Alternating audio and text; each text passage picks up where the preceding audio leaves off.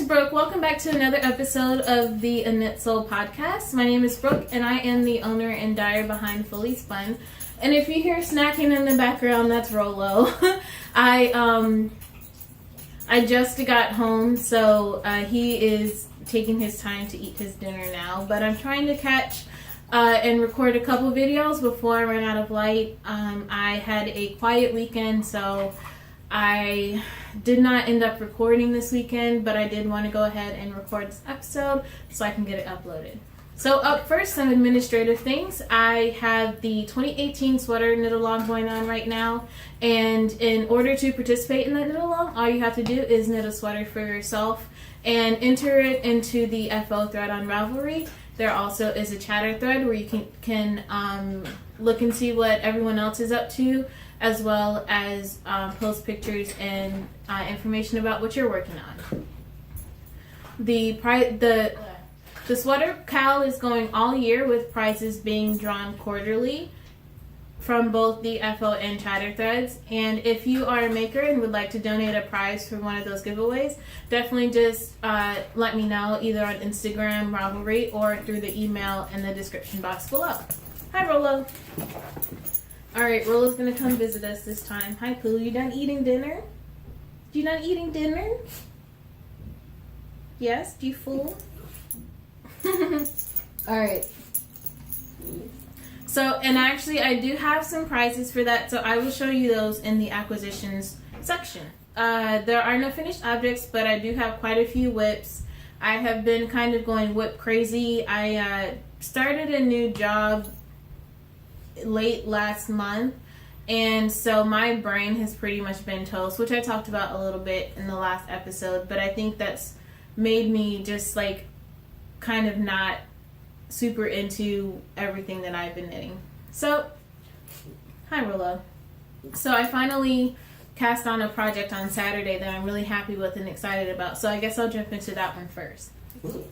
So up first is the Vintage Prim by Andrea Mowry, and I just started this on Saturday, and I'm knitting this out of Fully Spun yarn in the I-95 colorway, and some leftover Cloudborn Highland fingering in just a navy blue colorway. I forget the name of it, and fingers crossed I have enough. I had about 40 grams of this yarn, so hopefully I have enough for the whole hat, but if not, I can always order more. And this is going to be a shop sample. So I've been knitting it with the right side being the I-95 side, but I'm thinking that I prefer it inside out, where the main color is actually the dark blue and the I-95 is coming up in the background. So we'll see as the colors continue to change. I'm not sure how great the lighting is on this. I might need to get a picture tomorrow. But actually, this whole weekend I was working on it, and I was like, oh, I want the colors to change, I want the colors to change, and not realizing I was just working in too dark of lighting, and actually it has changed so far. So that's been pretty cool. I will try to get a better picture of it, but that's pretty much my focus project at the moment, and I will go into why in just a second. Alright, another new cast on that you guys have not seen before, I don't think. I started this on February, like just at the end of January, because I was looking for something mindless to knit. And this is the Georgetown Cardigan by Fettig, and I'm knitting it with Malabrigo Rios in the Paris Night colorway, and then also in the Pearl colorway. So this is a pretty simple cardigan. I thought that it was seamless, but in reading the directions and trying to figure out basically where I was as far as working on the body, I realized that I started knitting the seamed version of this cardigan. This cardigan is just a simple cardigan with a very deep shawl collar, so there's literally no reason that I can think of that it would need to be seamed. So I was pretty frustrated to find that out, and I just feel like I have come very far to frog it and knit it again in one piece. And part of my hesitation on that is that You probably can't see, again, I'll try to get a picture of it, but the pearl is not a very solid colorway. It's actually pretty variegated between like a light beige and a darker gray. And so adding pieces into that is going to make it not look as seamless around. And then as well, I haven't been really enjoying this, even though it is stockinette, which is, I was looking for something simple and mindless. The amount of purling is actually a little bit kind of annoying to me at the moment. I've been knitting a lot of stuff in the round, and so to have to go through and knit and purl, it's like, oh, well, here's a slow row, and then I just zoom through the knit row. So I don't know. You guys tell me what you think. Should I start it over and just knit the seamless version? Should I keep going? I'm supposed to knit 19 inches of the body until you start doing the decreases for the back. So I've probably got like 8 or 9. So maybe like halfway through that part. So I guess in the context of the whole sweater, I'm only maybe like not even 20%, maybe like 18%, but still it feels like a lot. So I don't know. Let me know what you guys think. So far the sweater cowl is not going great for me, although I did finish a sweater, so I guess it's going okay. But definitely let me know what you guys think. Would you start over? Would you just keep going and have to do 5 pieces instead of 3? Yeah, so let me know what you think. All right, another new cast on. Oh, no, this one's not new. I just picked this back up again in my search for something that is in line with my current brain power. I picked my socks, my Hermione's Everyday Socks back up, and probably knit an inch, and so now they're ready for the heel, and I've been a little bit hesitant on that. I can't decide whether I want to do an afterthought heel or whether I want to go ahead and just do the gusset heel and get it over with. Also, because I did the toe in this yarn from the sock blank, I don't know what I would do, what color I would choose for the heel. So these are kind of on pause, but I did do a little bit of work in them in my sort of knit everything and focus on nothing mood that I've been in for the last couple weeks. All right, and last but not least, another new cast on. This is the Saint Laurent shawl by Espace Tricot, and it really doesn't look like much right now because it's not much, but my sister actually is working on one of these, and she's probably halfway through her first triangle, and it is beautiful. She's actually making hers out of my full rainbow colorway, and she got one that was like really red and orange, and then she got another skein that was blue. And so the way that the shawl, I'm not sure if I have a picture, the way that the shawl works, oh, here it is. That's not a great picture. The way that the shawl works is that it's made of two triangle shaped panels that form a diamond, and so when you knit them out of 2 different colors, it actually is going to create a really cool effect. So I don't have a great picture that really shows how it works, but it is really cool. Oh, here's one. I don't know if I can. So and this is a free, I don't know why I'm doing so much because this is a free pattern. But if you can see the diamond shape that the 2 different triangles make up. So it's going to be really cool. And again, this is me not being able to make up my mind on something. So I changed my mind on whatever I was knitting most recently out of this once I saw my sister working on hers. And so this is again the basic yarn from Fully Spun that I'm making for my mom. So this will go to my mom, but for now, but in the interim, I think is going to be pretty fun to knit. And it's a really simple stitch. It's just a 2-row stitch pattern once you get started, kind of ad nauseum. So that'll be pretty fun and mindless, but again, I've been wanting to knit all the things and focus on nothing.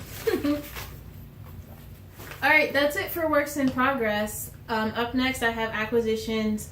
I've been good about not buying yarn, but I did need some retail therapy. So the first thing I picked up, I did a trunk show at Freemans Creative a couple weeks ago, and I will be uploading a vlog to show you the shop and a little bit about that setup. But while I was there, I did pick up a couple things.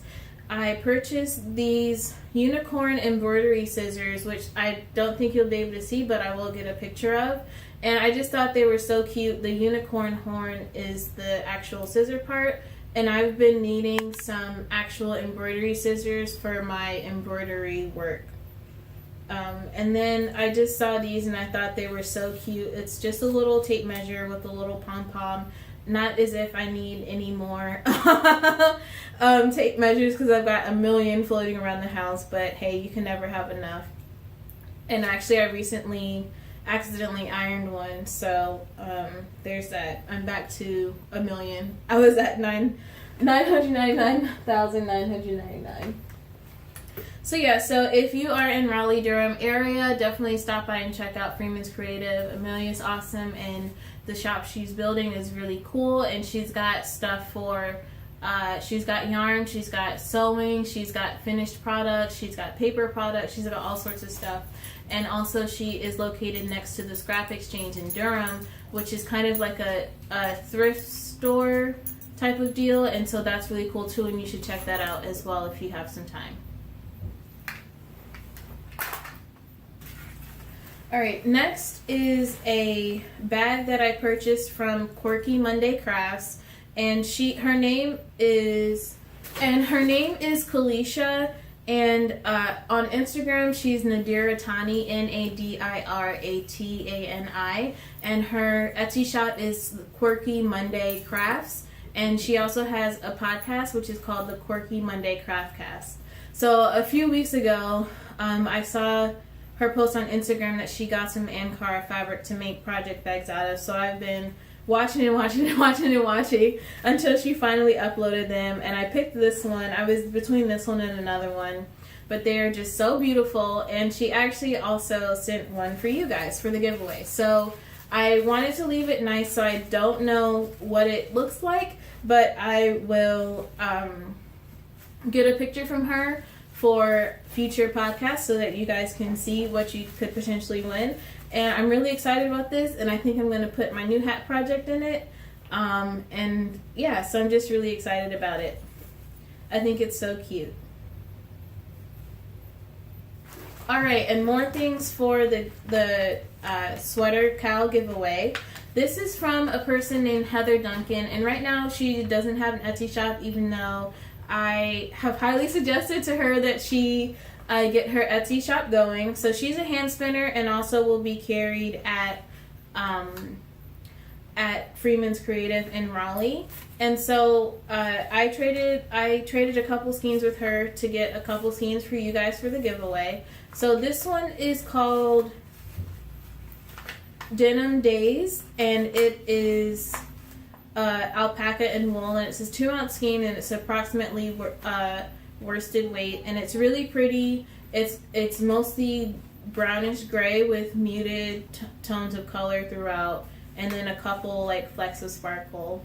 And then this one is, I think, also a worsted weight approximately, and this one's called Pink Pitter Patter, and it's faux cashmere and merino. And so this one also is really, really pretty and really beautiful. I love this one. I really like both of them.